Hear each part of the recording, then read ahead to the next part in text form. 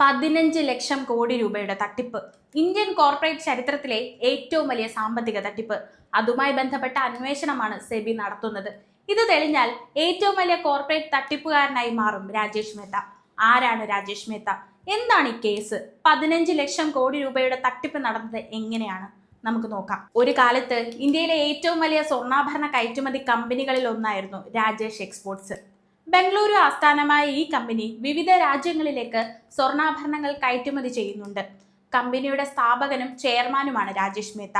വർഷങ്ങളായി ഓഹരി വിപണിയിൽ ലിസ്റ്റ് ചെയ്തിരിക്കുന്ന കമ്പനി ആയതിനാൽ ലക്ഷക്കണക്കിന് നിക്ഷേപകര് ഇതിൽ പണം നിക്ഷേപിച്ചിട്ടുണ്ട്. 2024 രാജേഷ് എക്സ്പോർട്സിന്റെ ഒരു ഓഹരി ഉടമ securities and exchange board of ഇന്ത്യക്ക് അഥവാ സെബിക്ക് നൽകിയ പരാതിയിൽ നിന്നാണ് തുടക്കം. 2 വർഷത്തിലേറെയായി വലിയൊരു തുക ട്രേഡ് റിസീവബിൾസ് കിട്ടാനുള്ള പണമായി കിടക്കുന്നതിലെ ക്രമക്കേടുകളാണ് പരാതിക്കാരൻ ചൂണ്ടിക്കാണിച്ചത്. തുടർന്ന് സെബി അന്വേഷണ ഉദ്യോഗസ്ഥരെയും വീഡിയോ ഇന്ത്യ എന്ന ഫോറൻസിക് ഓഡിറ്റിംഗ് ഏജൻസിയെയും കമ്പനിയുടെ കണക്കുകൾ പരിശോധിക്കാൻ ചുമതലപ്പെടുത്തി. കമ്പനിയുടെ കണക്കുകളിൽ ഗുരുതരമായിട്ടുള്ള പൊരുത്തക്കേടുകൾ ഉണ്ടെന്നായിരുന്നു ആരോപണം. ഇതോടെയാണ് അന്വേഷണം ആരംഭിച്ചത്. അന്വേഷണത്തിൽ വൻ വീഴ്ചകൾ കമ്പനിയുടെ ഭാഗത്തുണ്ടായതായി സെബി ചൂണ്ടിക്കാട്ടി.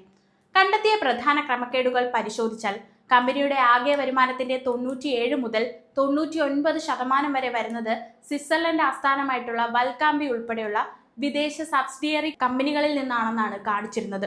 2021 മുതൽ 2025 വരെയുള്ള സാമ്പത്തിക വർഷങ്ങളിൽ രാജേഷ് എക്സ്പോർട്സ് തങ്ങളുടെ വരുമാനം ഏകദേശം 15.15 ലക്ഷം കോടി രൂപയോളം പെരുപ്പിച്ചു കാണിച്ചുവെന്നാണ് സെബിയുടെ കണ്ടെത്തൽ.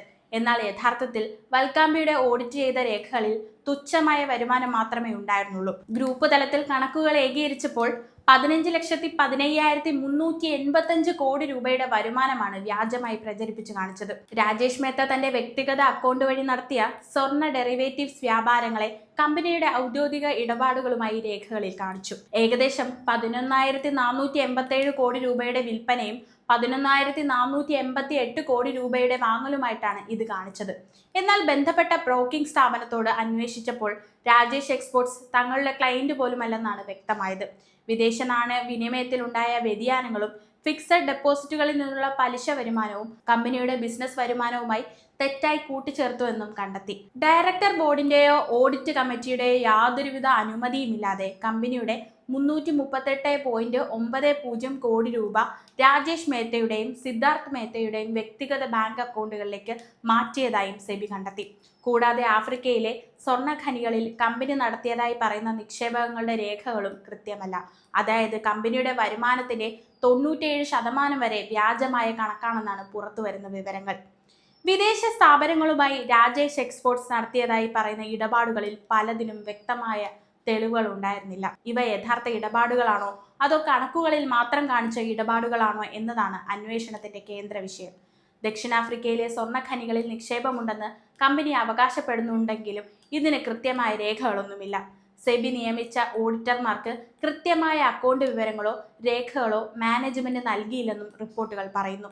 കമ്പനിയുടെ ചില ഫണ്ടുകൾ രാജേഷ് മേത്തയുടെ വ്യക്തിഗത അക്കൗണ്ടുകളിലേക്ക് മാറ്റിയെന്നാണ് സെബിയുടെ മറ്റൊരു ഗുരുതരമായ ആരോപണം. രാജേഷ് എക്സ്പോർട്സിലെ തട്ടിപ്പ് LICക്ക് നേരെയും ചോദ്യം ഉയർത്തുന്നുണ്ട്. രാജേഷ് മേത്ത പ്രൊമോട്ട് ചെയ്യുന്ന ഈ സ്വർണ്ണാഭരണ കയറ്റുമതി കമ്പനിയിലെ ആഭ്യന്തര സ്ഥാപനങ്ങളുടെ നിക്ഷേപം പരിശോധിച്ചാൽ മ്യൂച്വൽ ഫണ്ടുകൾക്ക് ഈ കമ്പനിയിൽ ഉണ്ടായിരുന്ന പരമാവധി വിഹിതം 2016 മാർച്ച് 5 5% മാത്രമായിരുന്നു എന്ന് കാണാം. അവിടെ നിന്നും തുടർച്ചയായി ഇടിഞ്ഞ മ്യൂച്വൽ ഫണ്ട് വിഹിതം നിലവിൽ 0%. സ്വകാര്യ മേഖലയിലെ ഇൻഷുറൻസ് കമ്പനികൾക്കും ഈ സ്ഥാപനത്തിൽ യാതൊരു നിക്ഷേപവുമില്ല. എന്നാൽ ഈ വർഷങ്ങളിലെല്ലാം കമ്പനിയിൽ വലിയ തോതിൽ നിക്ഷേപം നടത്തിയ ഒരേ ഒരു പ്രമുഖ ആഭ്യന്തര സ്ഥാപനം പൊതുമേഖലാ സ്ഥാപനമായ LIC മാത്രമാണ്.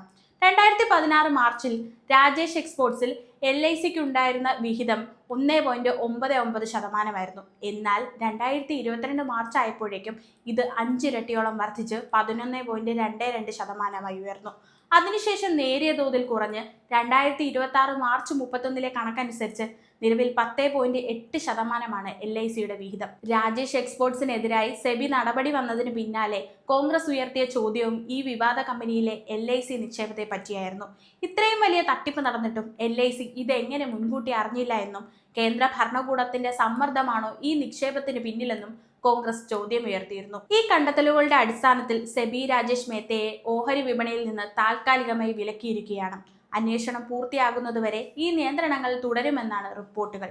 തട്ടിപ്പിന്റെ വാർത്ത പുറത്തു വന്നതോടെ രാജേഷ് എക്സ്പോർട്സിന്റെ ഓഹരികൾ കനത്ത തിരിച്ചടി നേരിട്ടു. ഇന്ന് ഓഹരി വില 5 ദിവസത്തിനിടെ 15% ഇടിവ്. ഇക്കഴിഞ്ഞ ജനുവരിയിൽ 230 രൂപ വരെ ഉയർന്ന രാജേഷ് എക്സ്പോർട്സിന്റെ ഓഹരി വില നിലവിൽ 103 രൂപയിലേക്ക് ഇടിഞ്ഞിരിക്കുകയാണ്.